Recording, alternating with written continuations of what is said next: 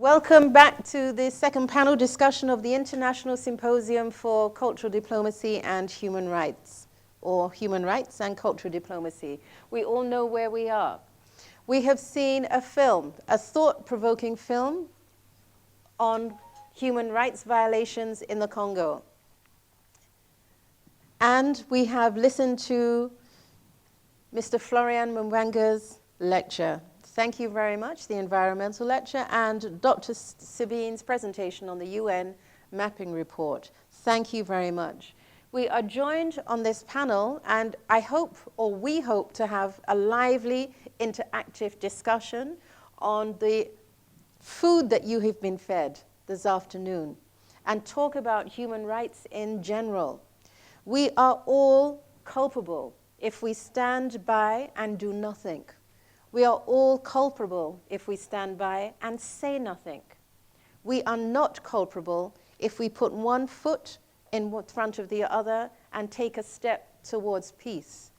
So this panel, I'm going to ask them to introduce themselves from my right to, here. Okay, so would you mind just introducing yourself, please? No? Okay, thank you. We have problems with English. We can understand, but not good speaking.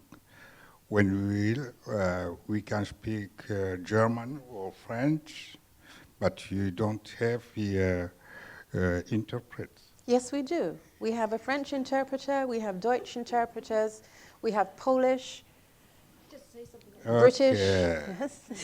All kinds. So just say what you feel. Feel free. Ja, dann erstmal muss ich mich bedanken, dass Sie mir ein Wort gegeben haben. So he thanks, he is thankful that he has given the opportunity to say something. Ja, diese Veranstaltung war für uns sehr wichtig. This presentation of the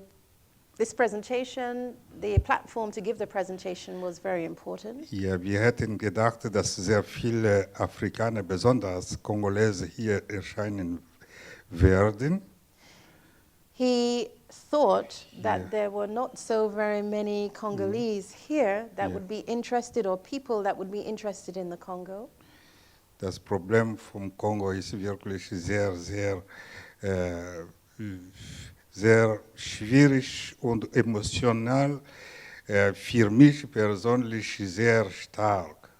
The problem in the Congo is very grave, swearish, very hard, very emotional, and for him personally, it is a grave situation, a grave problem. Ich habe den Film gesehen, erstmal vor 3 Wochen. Dieser Film, was wir gesehen hier haben, ich konnte nicht aushalten. Ich habe wirklich geweint, als ich den Film gesehen habe, erstmal. He saw the film that we saw this afternoon 3 weeks ago, and he cried.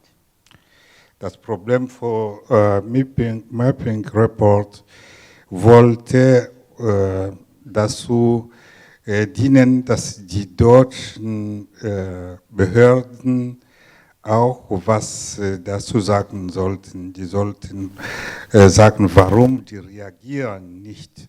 Aber wie wir hier feststellen können, ist es keine Behörde. Alle, die eingeladen wurden, die sind nicht da. Und es tut uns wirklich sehr leid, dass die nicht da sind. Denn es war gemeint, dass die auch sich äußern zu diesem Mapping Report. Und ja, schade, dass die nicht gekommen sind.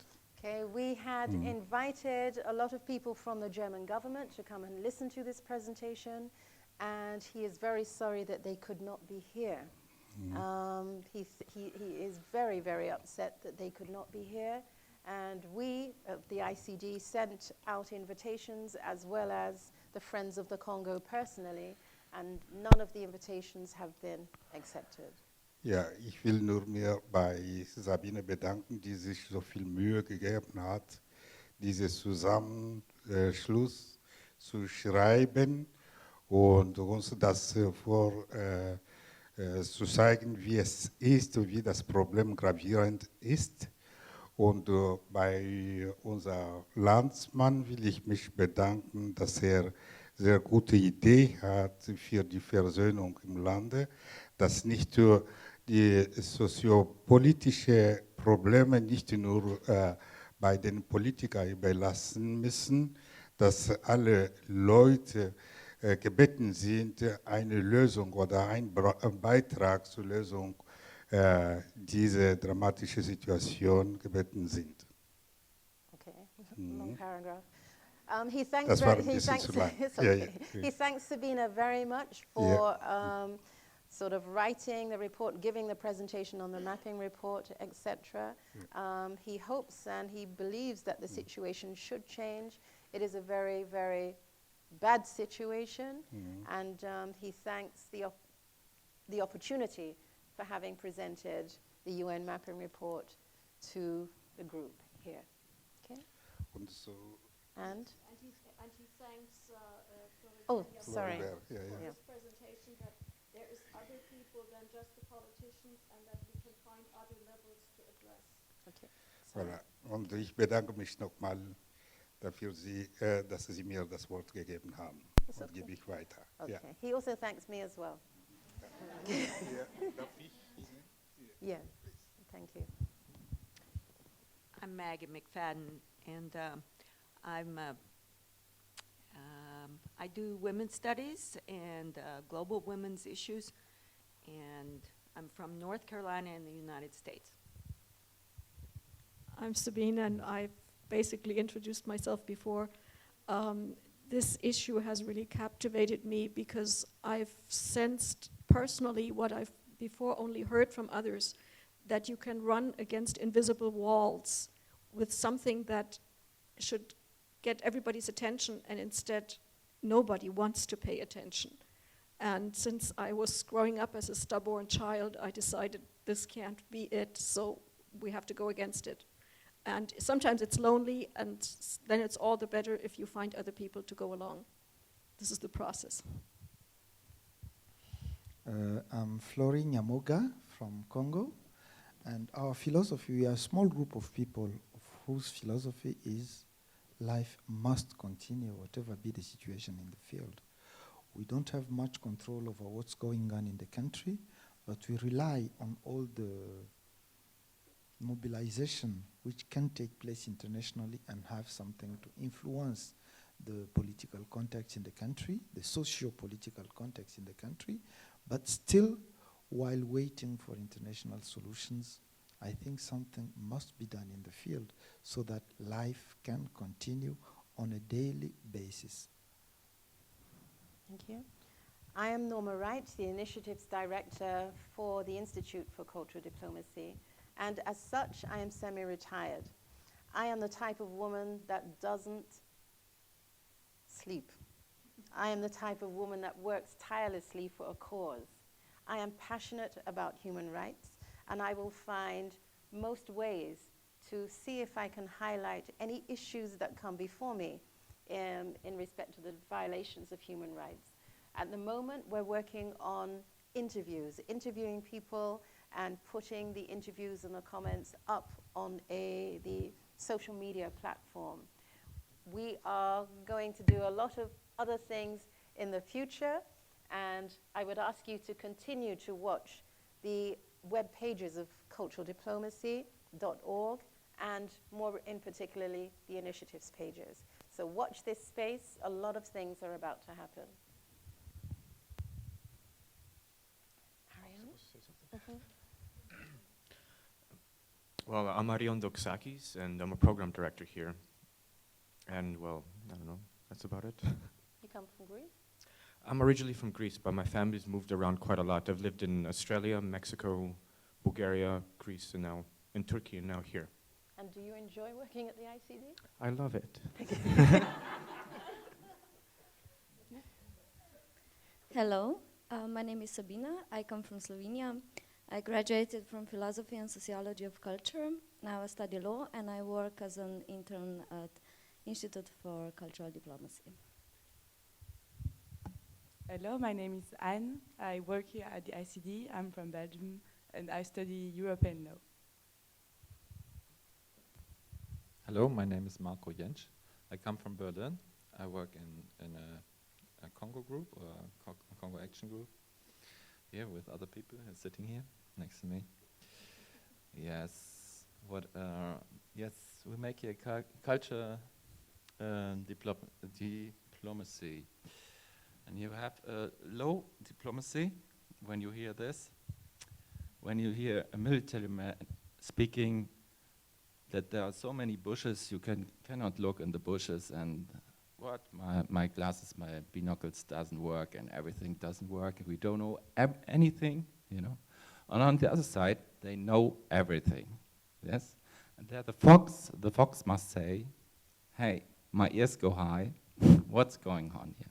What's going on? When you hear people here in Germany from FDP, and there are arguments, yes, these arguments are from little children, yes. This one takes the X, we take the X, and we hit the others hit us, so we buy a new X like that, you know. And these are people who have studied law and everything, international law, they have studied diplomacy, everything. And so you have low diplomacy. Okay, can you, Okay. yeah, the questions? The questions. A bit later, can we just introduce and then we come back? Okay, then we come back. But for the first thing I want to tell you, the things are easier when you look on it, yes, and when you look on it, it gets very easy. Okay, thank you. So my name is Carmen. I come from Berlin and work with others in the group of Congo. My friend is from Congo, and so we look at the situation and yes, a friend of him told me sometime our greatest wish is that our families could live on their own and live on a good way. And so we don't always have to help them, and we help them, but it should be like that they could live on their own way and don't need a lot of other people who help and don't we often are frightened and what's going on with the family, and so yeah. Okay, thank you. I think so. If you do, if not, then we can start with questions. Yeah. I didn't have much time. Okay. Got everyone. I've got about 45 minutes. Yeah, I think we can start with questions. Okay, we saw the film. Quite a lot of things touched me in the film, but more importantly, what touched me, not just seeing the babies that were slaughtered and the children that were slaughtered, but what really, really touched me was listening to the story of the 15-year-old girl that was systematically raped. Both her and her friend were in a hole, and her friend had been murdered, and she had to stay with the murdered body of her friend in the hole for 6 weeks. My thoughts went back to, well, you know, situations that I have personally been in, and on that note, my heart went out to this young woman. Rape is not a new issue. Rape being used as a tool of war is not new. It's been used as a tool of war ever since war started, way, way back, thousands and hundreds of years ago. But now it is used so often and so much, not only by sort of indigenous soldiers, but unindigenous soldiers, and that, for me, rape as a tool of war, as far as I know, is not a part of the Genocide Convention. Rape is a major, major violation of human rights. Rape of man to man, man to woman. I wouldn't say vice versa, but it does happen. On that instance, how can we change this flavor of rape being used as a tool of war? Anybody? Yeah, thank you. I think rape as a tool of war is only part of the truth. But rape as a tool of social destabilization, you see, that's where it goes up to. That child, 15-year-old girl, is a child who has been kept in detention for sexual purposes for months. Comes from a family. And after that episode, she had to return to a community. What was her status into that community? That's how far it goes. And how is rape being practiced? It's not a means of satisfying some kind of sexual need. No, not at all. It goes far beyond that, because it's done in the most destabilizing way. Women, mothers who are raped in front of their children, girls who are raped in front of their fathers. You see how it gets into the social structure of the community. Because after such events, there is not much people can do anymore to continue living together. You see, tool of war, yes, people speak very much about it, but it goes far beyond that.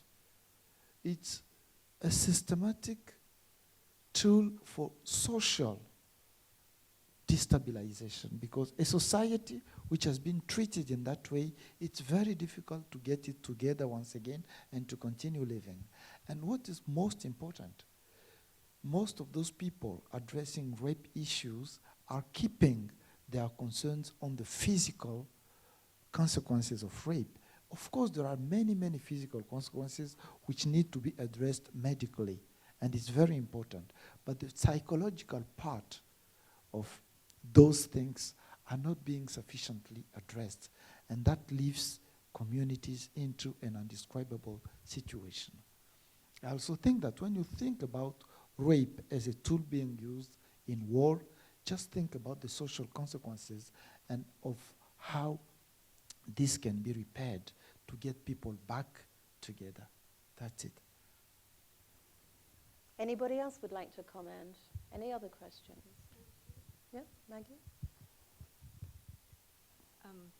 Yes, about rape as being used as a weapon of war. I believe it was 2007, and some of the rest of you may know this better than I, that the United Nations, I believe that was in the Cairo conference, first said that, I mean, it may not be in the Convention for Genocide, but it has been written about in the United Nations, and I believe it was in the Cairo conference in 2007, that rape as a weapon of war. Is that correct? Some of you know this?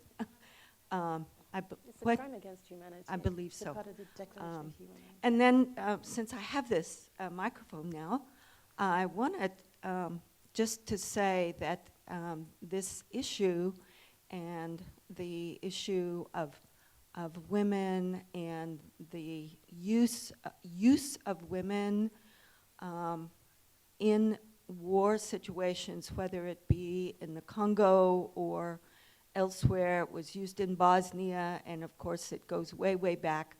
Of course, slavery in the United States and many, many other places. That my students, when reading about this most recently, and about the Congo and various other places, Rwanda and various other places in Africa, it's this kind of situation that gets people, my female students, my women's studies, women's history students, so involved and interested in speaking out and taking that one step to be an activist. And I want to say one more thing, which goes back a long ways. I went to Africa first in 1963, so now you know how old I am because I am 70. In 1963, I went to Uganda with Crossroads Africa, and I went to southwest Uganda, right close to the Rwanda border. Now, this was a long time before the events that we're talking about now. But, I mean, it was before Idi Amin and all of those events in Uganda. But as opposed to what, what you told us about communities, the people that we worked with in southwest Uganda, in Chigezi province, those people worked back and forth across those borders with the people of Rwanda and the Mountains of the Moon region all the time. And the borders in those days didn't matter. I mean, people were working back and forth in communities, just as you told us. And I think that's so important for us to remember, that the communities work together, and that's the way to heal communities. Thank you.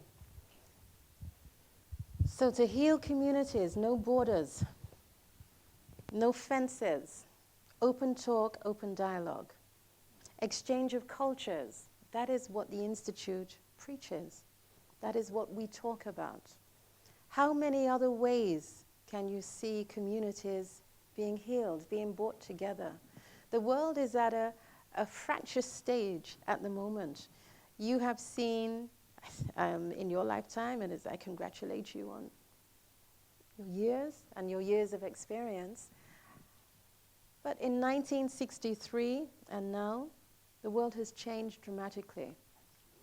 Globalization has made the world, it's a lot smaller. The world is a lot smaller. The world is being developed in a positive sense or a negative sense, that is subjective. But with development, with globalization, comes a lot of problems. Now, in terms of cultural diplomacy, we are trying to ease those problems, build a bridge between those problems. And in terms of human rights, I do not see the world getting any better in terms of the violations. For me, it seems to be getting worse and worse and worse. Every country on this earth has committed a human rights violation. Every single country on this planet Earth. There is so much for us to do. There is so much work for us to do. And I think every single one of us here, young, old, indifferent, even Greek, can do something. Arian, my friend Arian. Hi. Give us a comment, please. I hate being put on the spot. Sorry. You should know me by now. Well, first, sorry I missed the film, so I'm kind of lost, but I'd like to thank all of you guys for the work you have done and everything you've gone through, to what you've seen. But I think you're right. Like, every single country in this world has committed a human rights violation. One of the reasons my family left Greece is because I was forced to watch my father get beat by the police while they held us down and watch him get beat, basically. And this is a European country, too, this has happened to. So if we want change, we have to change ourselves first. We can't preach. We have to practice what we preach. We can't. What I find it kind of pisses me off, actually, that, for example, the Yugoslav wars, the reasons the Europeans and Americans intervened is not because of human rights, it's because they were worried about a humanitarian disaster. They didn't want refugees coming over the border. In truth, if they really cared about it, how come they left Rwanda? Just like that. Or Somalia. That is the big question. Yeah. I want to be quiet now. Sorry? I want to be quiet now. Okay, you don't have to be. This is interactive discussion. So, over here, Darnell, and over here.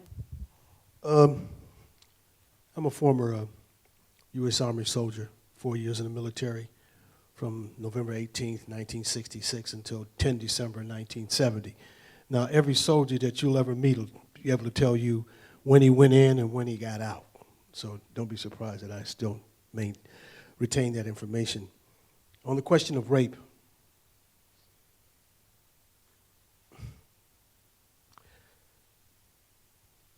I didn't grow up in a culture of rape. In fact, it just occurred to me that when I was a young boy, I probably didn't even know what it was. I didn't lead a sheltered life, but I had good parents and I think, good education and good surroundings. But then sometime in your life you start hearing things. And I think that perhaps I started hearing about rape in my early teens. And then I went in the military when I was 19 years old. Paul Hardcastle made a 19, that was the median age, the average age of a American soldier at that time who went into the United States military. Well, I fell right into that group. And of course, you hear stories. There's this sexist attitude and regime in the United States military, and it was very prevalent and still is prevalent. One must keep in mind there's a report from the Denver Post that people must read. It's called Betrayal in the Ranks, and it talks about women, both female soldiers and dependents, the wives and children, female children of soldiers who have been molested, over 50,000 since the early 50s. Women have been raped. I have met soldiers, women soldiers, who have told me that American women soldiers in Iraq were afraid to go to the shower because they were being raped by their own fellow soldiers. So this question of rape is pervasive. I witnessed every day that I was in Vietnam rape of one sort or another. Rape isn't always violent. It's not always a violent act in and of itself. I mean, with a knife in someone's hand or a gun. It can simply be an order. Lay down. Don't resist. When I said I witnessed a rape, I mean, that's the kind of rape I'm talking about, behind closed doors, not apparent to everyone. Because rest assured that if I would witness someone raping someone, I would take appropriate action. Understand that. But having said that, there was this culture of rape in the military, and one must actually understand it. And perhaps a person who's been involved in the military can speak to it best. There was a case in Iraq where a young Iraqi woman was raped in front of her mother, in front of the grandmother, and the sister and brother, the young sister and brother. And then they tried to cover it up by burning the body. And then the United States Army tried to cover it up even more than that, like it didn't even happen. Like I said before, it's difficult for me because you always think that, did I do enough? Did I address the question? You know, I could tell you many different stories about that, about how aware I was of something going on and whether or not myself personally, did I do what I thought was appropriate, you know? But sometimes you don't know. There was one situation where I didn't know for 2 or 3 months what was going on because I guess I was naive, you know, because it wasn't the overt. And that's the problem, you know. there is this violent prosecution of rape, but on the other hand, there's that subtle thing, that underlying current of deception, you understand, where the woman is being forced, but in a very subtle way, but it's still rape, you know. The United States military, to this very day, encourages rape. To this very day. They allow their own female soldiers to be raped, and they try to cover it up. And I would suggest that you inform yourself, and if you want to talk about this later, I can show you where the information is. But not every soldier is a rapist. Not every soldier is a murderer. And we're just like, we're your sons, your daughters, your uncles, your aunts, your sisters, your brothers, whatever. We're human beings too. But unless we talk about these issues, you know, in a very clear-cut way, then we're not going to be able to address the question. Just one last thing. I broke with my government years ago. It's not difficult for me to point the finger at them and say you're guilty of crimes against humanity, because I've seen them. The problem for me in dealing with what's going on in the Congo is that, yes, okay, people raise the question, well, who's supporting them? But at the same time, it seems to me that some people are, well, not necessarily here, but they uphold these Western democracies, you know? And if you want to solve this problem, then you're going to have to bring these people to task. You're going to have to break with your governments, because they are responsible in the first instance for what is transpiring. Thank you, Donna. I think one of the saddest questions you could ask yourself as a human being is, did I do enough? Did I actually do enough? As young people who are on the threshold of your careers, I think it would be wise to hold that thought and never ask yourself, did I do enough? Do enough and more. And never have to ask yourself, did I do enough? It's the saddest question, I believe, that could be asked of a person and of a human being. Any more questions?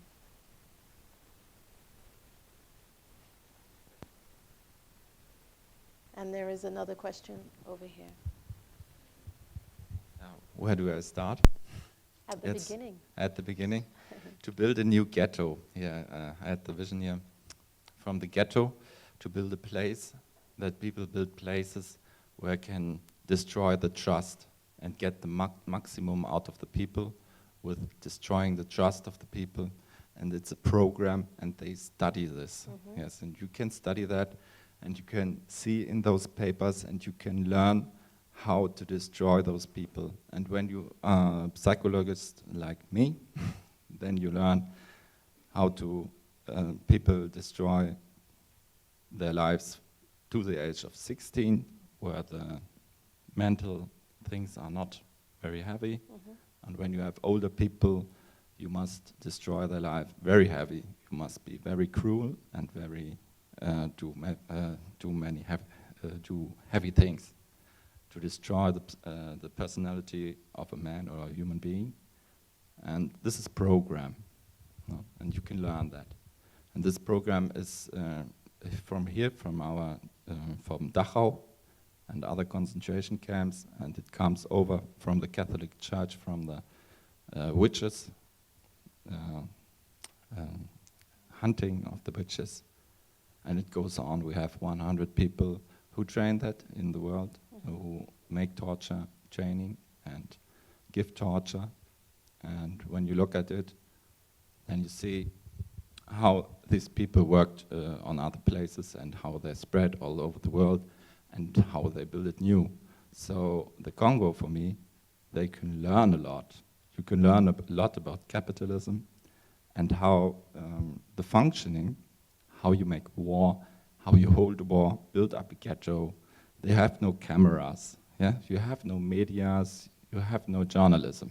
The journalism must be killed and something like that. And then inside you have the rape. Mm-hmm. And with the rape, the people need the reproduction of the women. They want to get the reproduction of the women.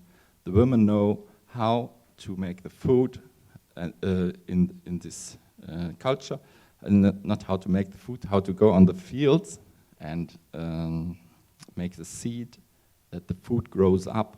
And the soldiers don't know that. They have nothing to eat. And every second day when they are hungry, they go somewhere and they get.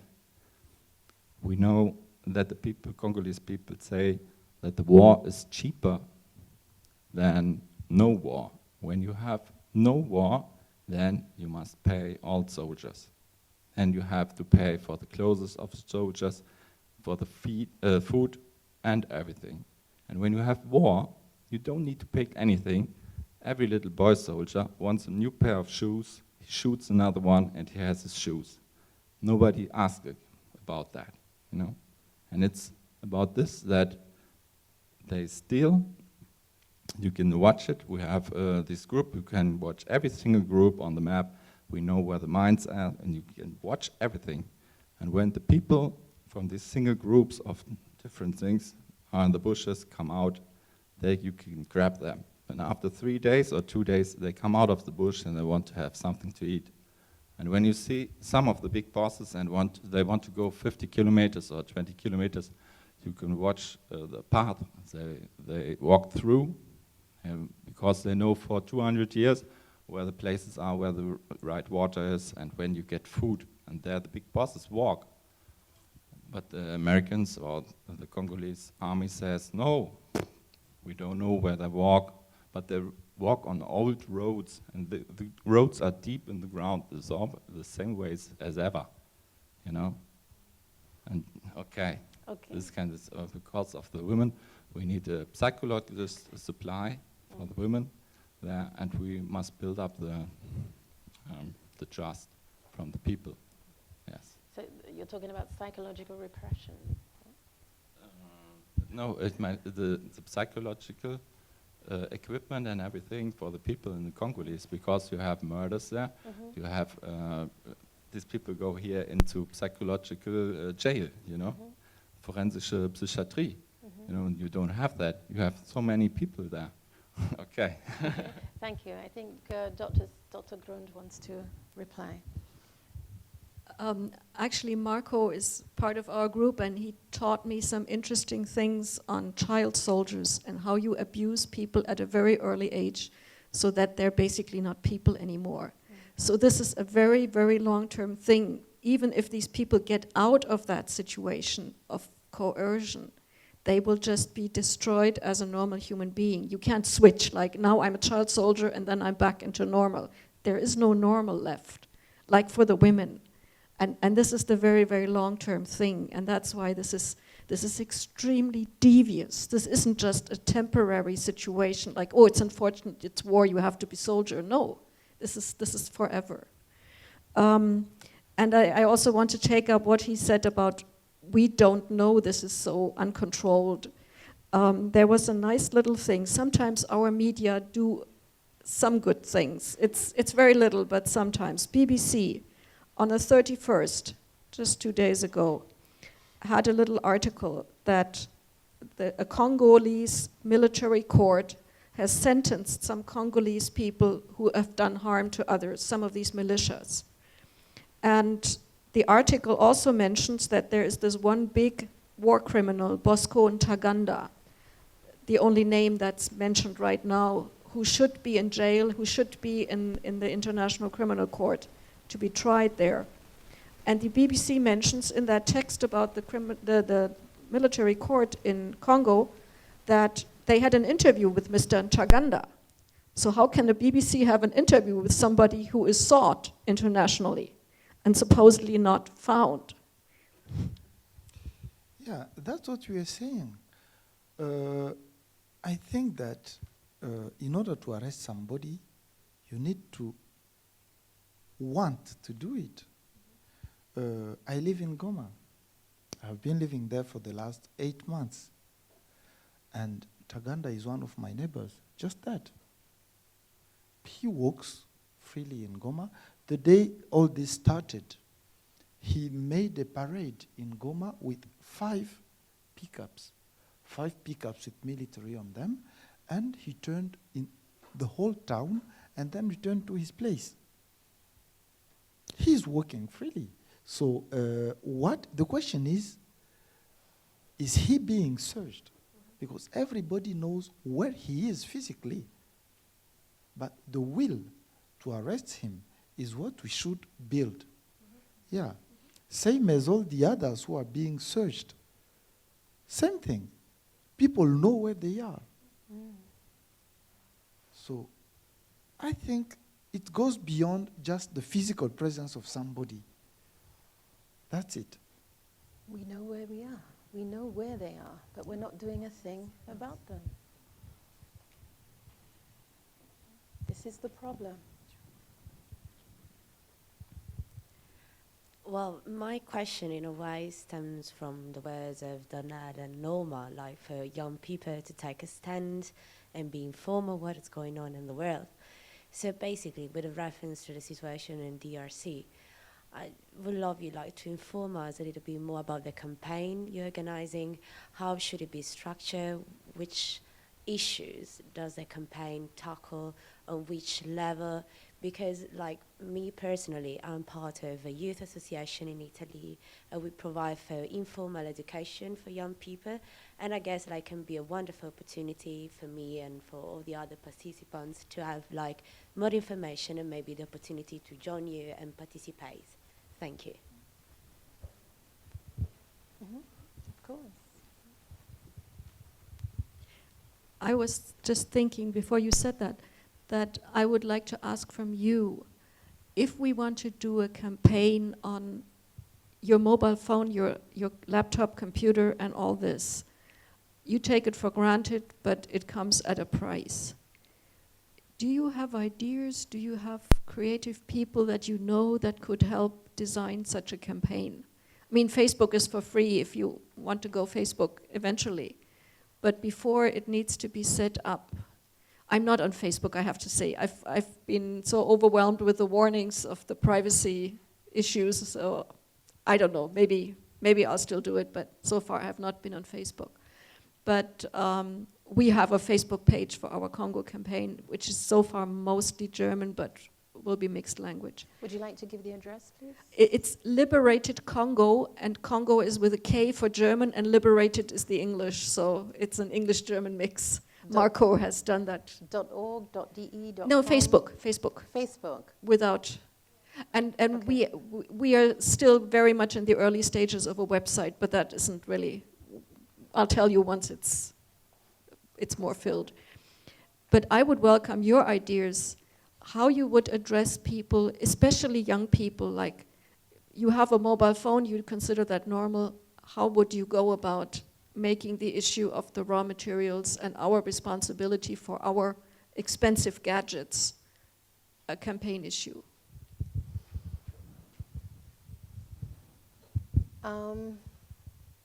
I think this 21st century, we cannot live without our laptops and our mobile phones. It's going to be hard to say to everybody, put them down, don't use them, because they have now become a necessary tool of 21st century living. A campaign needs to be carefully thought out, and carefully thought out quickly, because the longer we procrastinate, the longer that the situation in the DRC continues. That is something that we have to give a lot of thought to. As you know, the Institute for Cultural Diplomacy is apolitic, so we cannot take one side or the other. Petitions we have to create and start, and that has to be totally unbiased. We have to lay down the facts and then use the facts to find a positive and a relative solution. That is something that I would like to talk to you about after today. And any suggestions from the young leaders and everybody that we have here, please email me at ICG with suggestions. They will all be considered. Trust me, they will be considered, and you will get a reply and a response too. Procrastination is not something that we do here.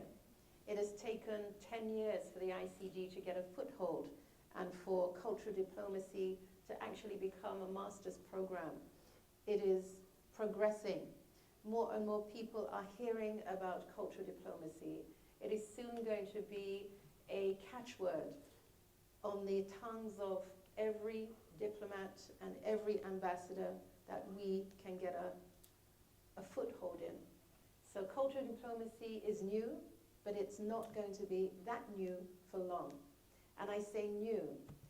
10 years of fighting to establish cultural diplomacy is not a particularly long time in the history of the world or in the history of of human rights. But it's time enough that cultural diplomacy is on the tip of everybody's tongues. So as you leave here, as you progress, use this catchphrase, cultural diplomacy. Use it. The more you use it, the more people will know about us, know about the work we do, and if you look at you all here today, every single one of you is a cultural diplomat. Take this message. Take the message of the Congo. Take the message of the violation of human rights. And the more we tell others, the more something possibly or will be done about it. So, any more questions, please? I have a question. Okay. I just have a question. You've invited, as I understand, representatives of other governments, particularly the German government, to attend this gathering here. How many different governments have you approached?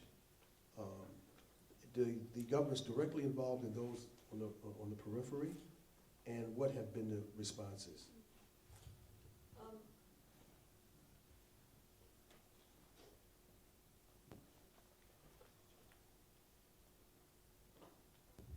Just briefly, we invited a parliamentarian from the two major German parties, the Social Democrats and the Conservatives, who are the Africa spokespeople in parliament for their party. And one of them declined, even though he had just previously promised us he would come if we do something again. Okay, that was only 3 weeks before, so it would have been a very short-term opportunity. But he just had other business, no other explanation. And the other one, the Conservative, never even replied to the invitation. And the human rights person responsible in the German government also declined quickly, like he's busy. So he's the human rights representative of the German government, former parliamentarian. Any other government spokesmen? No, we haven't. It's like you have to get the people in the position. And since the Conservative person never replied, I didn't feel free to invite his deputy. Like, you feel like you're going behind people's back and then they blame you for that. So it's like, if one declines, you can go to the next. But if he never even responds, it's hard to do anything correctly. But this was not the first time you've invited a representative? No, this was again in December. We invited for a public event on the Congo, which we did in a church. And also these same people didn't come. So it's like, it's a blockade. And to me, I mean, as a woman, you know a little bit about discrimination automatically. At the same time, racism is even worse. And if I think that so many people, I mean, there's 1 billion Africans today about, and these are just ignored. This makes me mad. Sorry. But okay, so far, and we'll keep pushing, and if we're more, I think eventually these people will have to respond. Eventually, they will have to respond. Any more questions?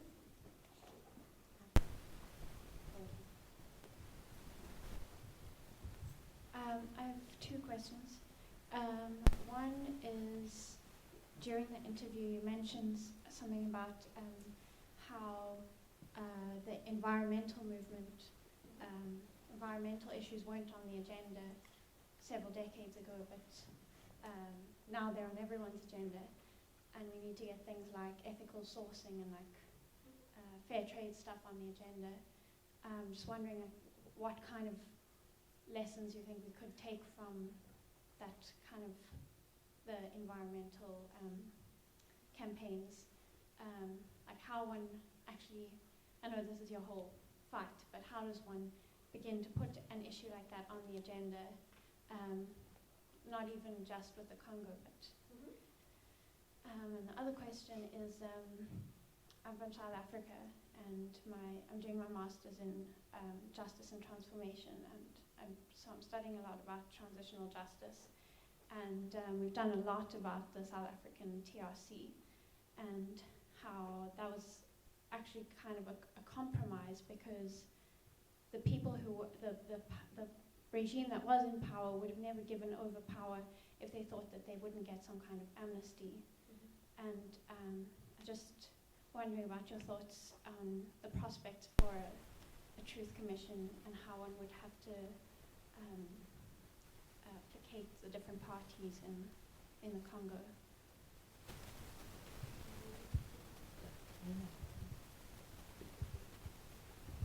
Two very difficult questions at the end. As for the environmental movement, I think it's an issue of personal awareness, basically. I mean, we all have gadgets that contain minerals. There is one movie that was made in Denmark, and I think it's available in English, at least partly online. Blood in the Mobile is the title. It's 2 or 3 years old. And the guy goes to the Finnish mobile phone company, Nokia, and actually knocks at the door and says, where do your minerals come from? What do you have to do with the Congo? And they block him. He doesn't get access. He doesn't get anyone to talk to. And then at least he goes into the Congo and he looks at the mines and the children digging out the dirt and the working conditions there. And it's an accusation into the public realm. You are all using this. I think maybe a poster campaign online. I mean, you can do the poster yourself, and a good photo of the Congo or any mining conditions. I mean, mining in Africa, it doesn't have to be the Congo, there's maybe other places too. And get people to click and say, I sign this or something. As a first consciousness raising issue, I think that's one thing. So that it's also this speaking out in a group. If somebody ridicules you because you turn off your computer or your TV when you don't need them, you don't waste energy.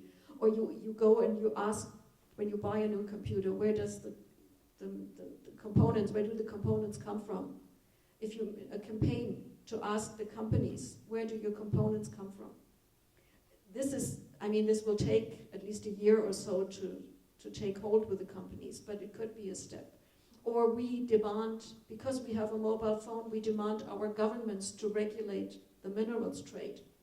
You could make this like, I have a phone, I have a computer, so I demand at the same time I sign a petition, I demand our governments to regulate the trade. That would be a step, I think a simple step.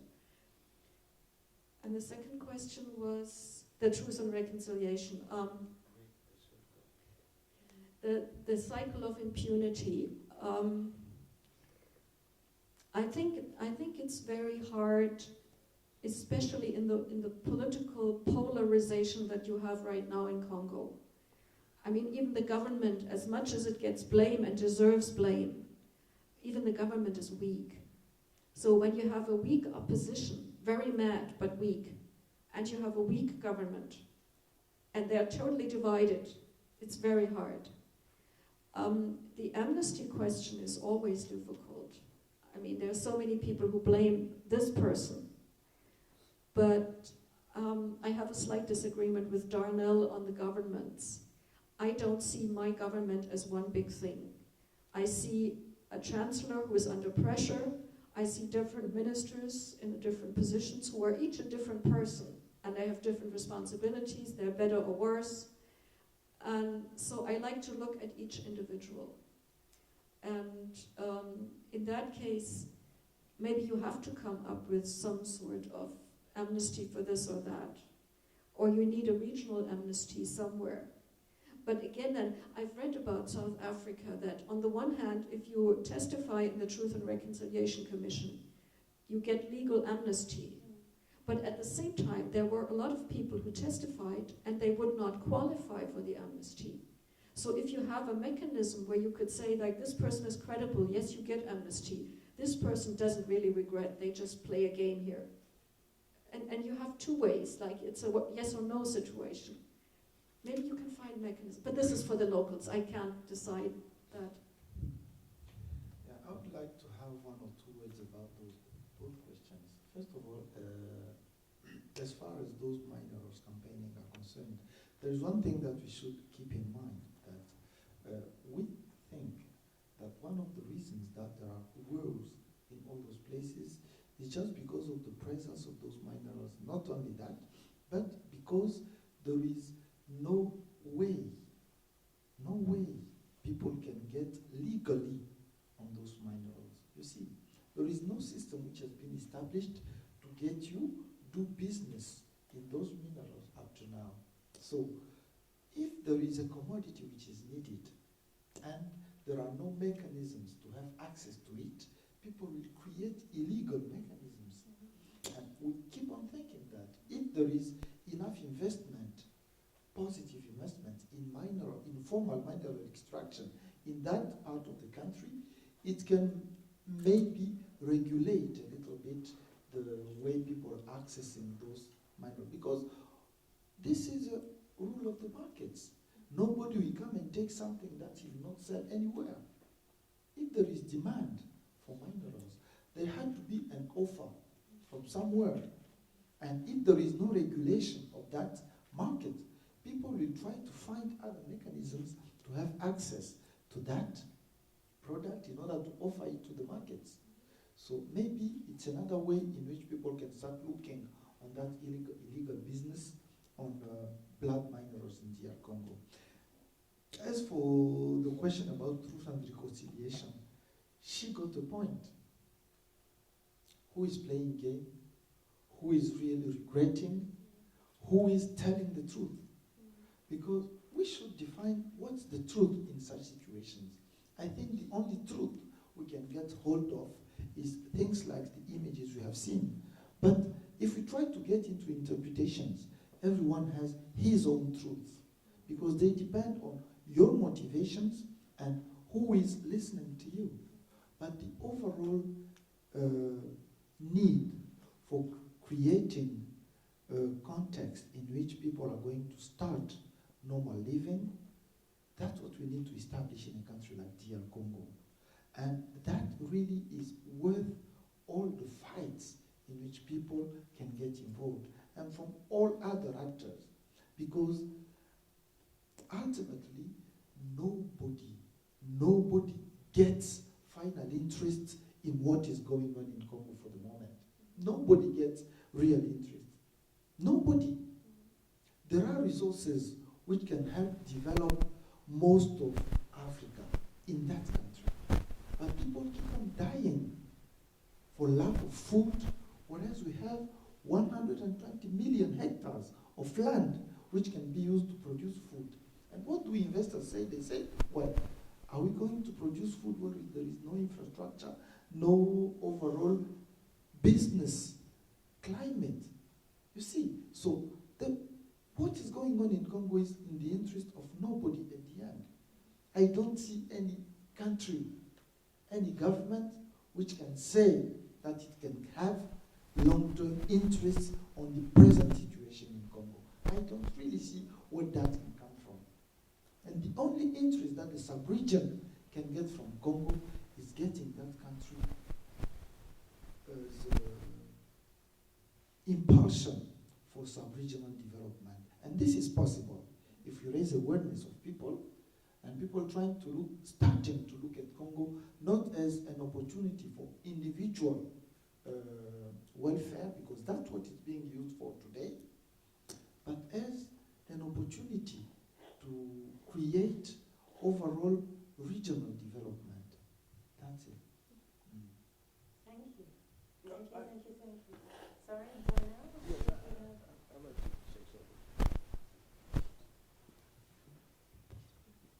I gave a speech in Munich a few years ago, and I'd just like to share something with you.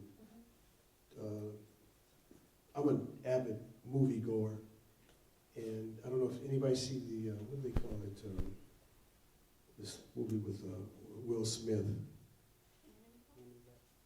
No. Independence Day.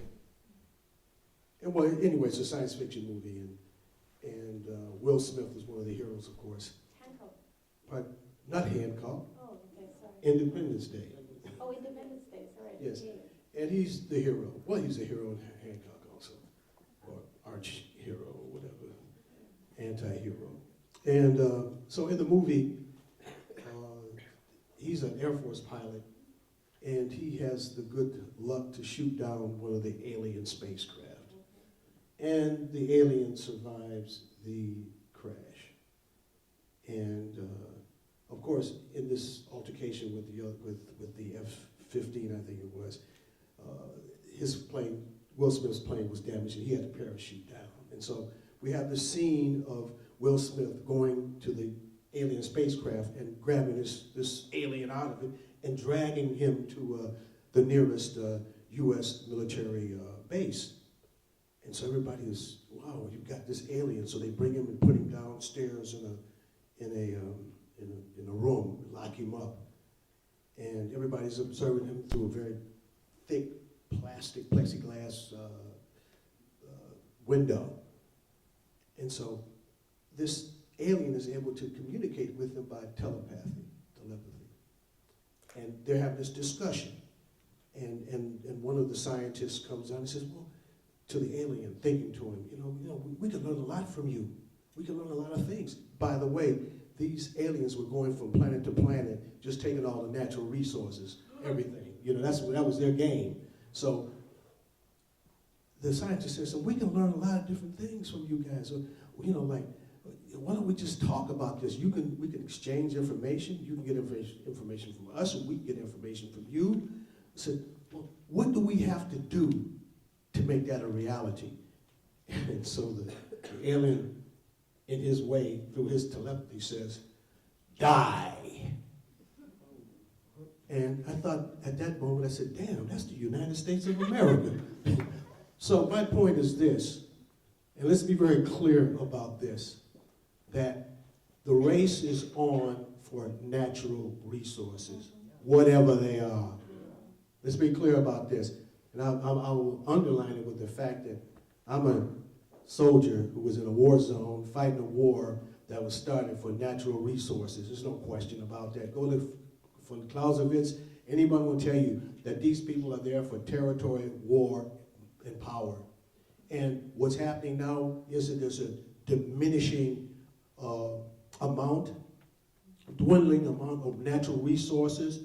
Our world population is growing. Just do the math. These people are bloodthirsty, ruthless, and they will do whatever they have to do to maintain their system. They don't give a damn about the people in the Congo or even in Chicago. It doesn't make any difference. Those people have an interest, and capitalism is predatory, there's no question about it. But those people have an interest in maintaining their power, their position, their money, their whatever it is they think they need. They will go to great lengths to ensure that they keep it. And we have history to teach us that. The question is, how are we going to deal with this? How are people who have other things in mind other than their own self-aggrandizement, other than their own personal acquisition of wealth, who care about this planet, how are these people going to come together to solve these problems? We have to break with those people who have raped the whole planet. That is the big question. We have to, but how? I think there was another question over here, or if there are no more questions? There was a question over here? No? Okay, if there's no more questions, okay, and then we close for this afternoon. I think the last question today, and then we close. I think time has been fast spent. So if you could, quick question, please. Hello? Hello? Push the button. Hello? Yeah. Okay, sorry. The first thing was about the technique to build up social networks, yes? When people make Linux or Ubuntu or other things, they don't want to make it for playing around with video games, And now we have very beautiful stuff can use over the borders, and you have any distance. And here with the social networks we also build with other people in Congo that people have better communication. The communication is, it's paradox, yes, but the people get handies that they have a better communication when he says, I'm the alien who brings the green monitor, you know, green monitor inside of the people who are so nice. These people are so nice, they have no fence around their village, you know, and they were damaged 20 times. They have no fence around the village, you know. But it starts now that they defend the village in some areas like this, and the communication is better, that we phone and we see who's walking from left to right. And I have here for a campaign, you know, I make the whole videos from YouTube. I have here this 4 gigabyte or more, and I have 8 things, 8 CDs. I have my laptop with me, and you can have all informations. Only the information from Berlin, you know, are short little one. The main thing is that we build up the social network over the borders on Belgium and England and France. That we spread out our fingers, you know.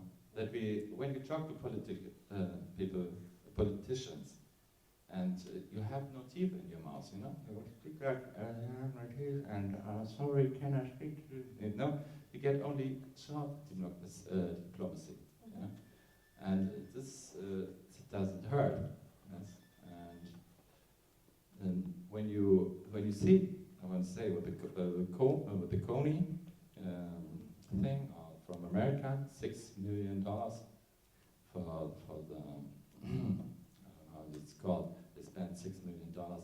The little children made it. The little children made it that the politicals changed their mind, you know, and they can do this. In the next moment, first you must when you are in front of a politician here in Berlin, he clears about, are you so high? Are you this? Are you this?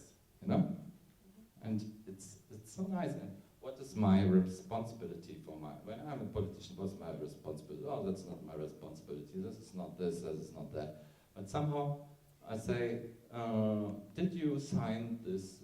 He said, yes, I signed it. Oops, this is my responsibility.